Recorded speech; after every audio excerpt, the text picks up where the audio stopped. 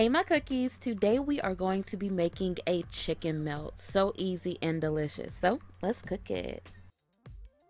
We're starting with some boneless, skinless chicken breasts. Mine are sliced thinly, and I'm going to marinate them using zesty pickle juice, or you can use regular dill pickle juice. Don't say ill, Chick-fil-A does it, so get on board.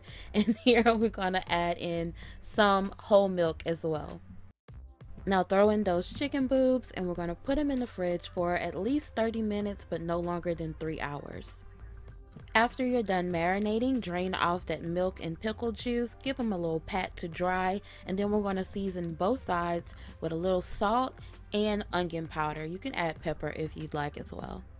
I'm using my electric griddle, but you can use a skillet, and I'm just brushing on some olive oil, and then I'm going to add my chicken breasts, and we're going to cook them for about 3 to 4 minutes per side until they're cooked completely through. Mine won't take too long because they're so thin, so just make sure that your chicken is cooked all the way through. While the chicken is cooking, drop some butter on the other side of the griddle and allow it to melt, and then we're going to add in some sweet onion slices, and we're going to saute them until they're nice and brown and caramelized. Feel free to add a little butter if you like. Once they're brown, take them off the grill.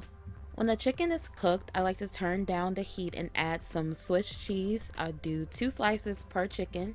This is why I love using my griddle. I can do everything in one spot. So I melted some butter and added in my bread. I'm just using white artisan bread.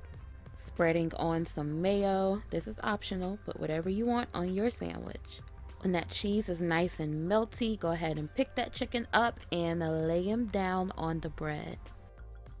Now let's pile on those onions, top it with the other slice of bread, and get our entire life.